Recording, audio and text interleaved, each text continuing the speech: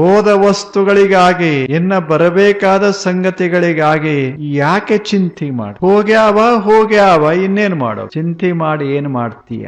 ಈಗ ಏನೇನು ಕೈ ಬಿಟ್ಟು ಹೋಗ್ಯಾವಲ್ಲ, ಅದ ಹಣನೇ ಹೋಗ್ಲಿ, ಮೈ ಶಕ್ತಿನೇ ಹೋಗ್ಲಿ, ಅಥವಾ ಸೌಂದರ್ಯವೇ ಹೋಗ್ಲಿ, ಅಥವಾ ಮಾನ ಮರ್ಯಾದೆಗಳೇ ಹೋಗ್ಲಿ, ಏನೇ ಆಗ್ಲಿ ಹೋಗ್ಯಾವ ಇನ್ನೇನ್ ಮಾಡೋ? ಹೋದದ್ರ ಬಗ್ಗೆ ಹೋತಲ್ಲ ಅಂತ ತಿಳ್ಕೊಂಡು ಚಿಂತೆ ಮಾಡ್ಕೋತ ಕೂತ್ರೆ ಏನಾಗೋದದ? ನಮ್ದು ಯಾವಾಗಲೂ ಚಿಂತೆ ಹಾಕಿ ನಾವು ಹಿಂಗಿದ್ದೇವಿ ಹಂಗಿದ್ದೇವಿ, ಏನ್ ಮಾಡೋದು? ಪರಿಸ್ಥಿತಿ ಹಿಂಗ ಬಂತು, ಅದ ಹಂಗ ಬಂತು, ರಾಮಗ ಬಂತು, ಕೃಷ್ಣಗ ಬಂತು. ಅವೆಲ್ಲ ಕಥೆಗಳು ಬಹಳ ಚಲೋ.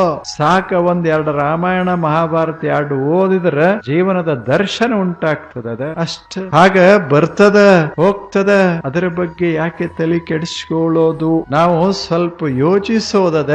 ಆ ಬಳಿಕ ಜಗತ್ತಿನಲ್ಲಿ ಹೆಂಗ ಬದುಕಿರಬೇಕು ಅಂದ್ರ ನಿಶ್ಚಿಂತ